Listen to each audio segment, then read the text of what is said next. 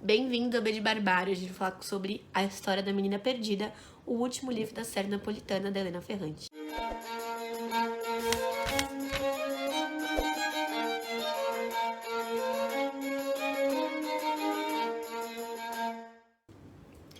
Bom, pessoal, eu comecei Helena Ferrante junto com esse canal mais de 2 anos e meio atrás, e eu li de uma tacada só os 3 primeiros livros. Agora eu chego 2 anos depois pra ler o último. Eu li os romances dela, né, os 3 pequenos, no ano passado. Eu tinha guardado esse aqui, tava com um pouco de dó de ler, porque eu sei que não tem nenhum Helena Ferrante, a gente não sabe quando vai ser lançado o próximo. E, de certa forma, eu fiquei feliz de voltar pra essa história, mesmo que seja um dos romances que eu... talvez o romance que eu menos gosto de toda a série napolitana. E não é um demérito, porque ainda assim é um bom livro. A gente tem, então, um grande romance de formação na série napolitana, né? Que começa com a Amiga Genial, depois a história do novo sobrenome, e depois a história de quem vai e de quem fica, e agora a história da menina perdida. A gente tem, basicamente, a juventude, e depois... a gente tem, basicamente, a infância, depois a juventude, a fase madura das duas, e aqui neste último, a fase madura e a velhice das amigas Lila e Lenu. No primeiro livro, eu acho que muita gente fala pra mim várias vezes que leu e não achou tudo isso. Eu acho que a gente tem que pensar que o primeiro livro é como se a gente tivesse lido o primeiro quarto de um livro.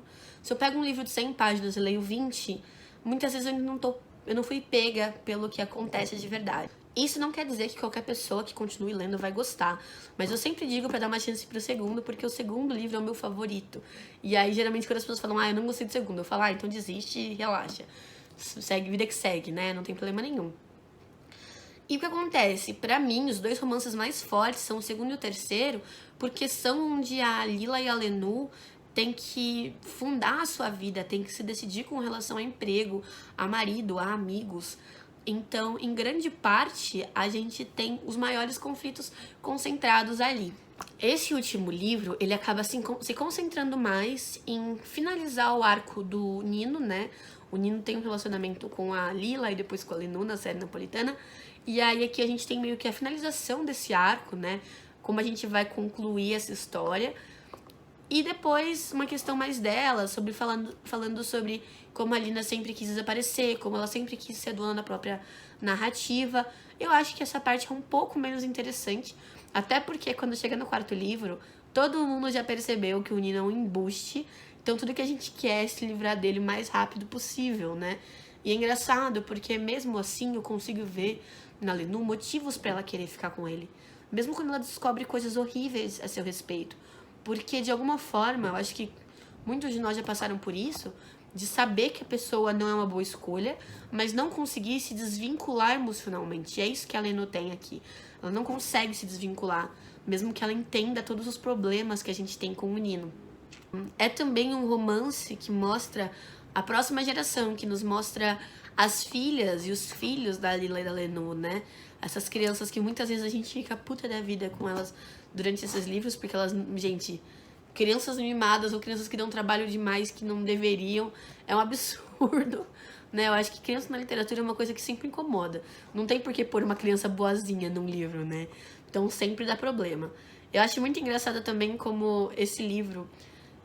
eu esqueci completamente do título dele. E quando acontece o fato da menina perdida, é quase lá no final.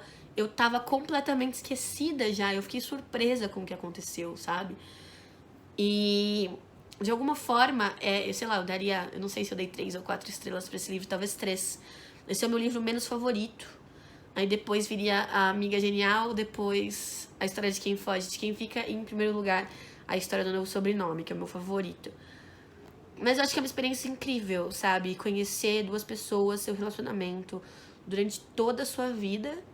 E como a Helena Ferrante joga aqui com a questão da credibilidade, né? A gente confia apenas na Lenu. Muitas vezes eu vejo gente falando, eu sinto pena da Lenu, por que ela não sai desse relacionamento? A Lila é horrível. Eu falo, gente, calma aí, a gente tá ouvindo a versão da Lenu. E se a Lenu faz um monte de coisa pra Lila que a gente não fica sabendo, né? Será que esse relacionamento não é muito mais recíproco do que a gente imagina? Isso é uma coisa que a gente nunca vai saber, a gente nunca vai ler a versão da Lila, né? Não imagino que a Helena Ferrante vá fazer algo do tipo. Mas se ela fizer, eu leio. E uma coisa muito legal também pra mim é sempre como a Helena Ferrante trabalha com macro e microcosmo, como ela trabalha com Itália e bairro, italiano e dialeto, como para Lenú isso é muito importante. Ela sai do bairro porque ela quer superar uma situação. E quando ela faz isso, ela também renuncia a muitas coisas. Ela renuncia à família, ela renuncia ao dialeto, ela renuncia a uma bagagem que ela tinha. Mas toda vez que ela precisa lidar com a família, que ela precisa fazer algo que tem referência com esse passado, ela entra em conflito. Ela não pode ir pro bairro falando o italiano perfeito dela, senão ela pode ser agredida, assim, por ser uma estrangeira. Ela precisa falar no dialeto, que é uma língua bruta, mas que confere a ela uma respeitabilidade naquele espaço. E então existe um conflito entre o que é civilizado e o que é bárbaro.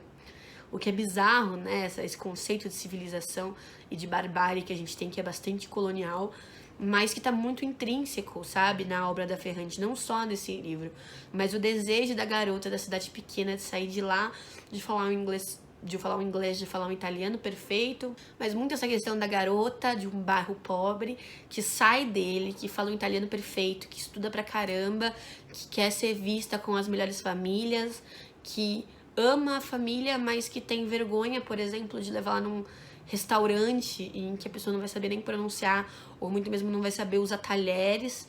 Então tem esse conflito o tempo todo entre esses dois cosmos, né? Então o que acontece no bairro é de um domínio absurdo da Lila, e a Lenú tem todo um domínio do mundo lá fora, mesmo que muitas vezes ela não acredite, muitas vezes ela não perceba isso.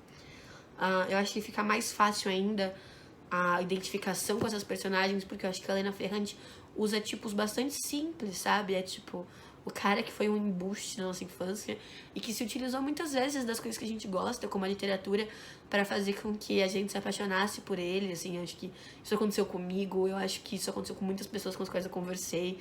Eu já perguntei a muitas pessoas, tipo, qual foi o seu Nino? E as pessoas sabem do que eu tô falando ao ler Helena Ferrante. E ao mesmo tempo, eu vejo muitos relacionamentos como o da Lila e da Lenú. Eu acho que as mulheres são tratadas o tempo todo, são criadas o tempo todo para ter um relacionamento de enfrentamento com outras mulheres. Isso acaba fazendo com que as mulheres estejam o tempo inteiro em um conflito de será que eu sou melhor do que todas as outras mulheres em tudo no mundo? E nunca a resposta vai ser sim. Porque cada uma tem seus pontos baixos e pontos altos, mas a gente não sabe olhar pra gente e dizer, cara, eu faço ótimos vídeos pro YouTube, tal pessoa é muito melhor que eu no podcast. Não. A gente quer se balizar pelo que o outro é bom, a gente quer superar a pessoa, nós nos menosprezamos quando a gente faz isso, né?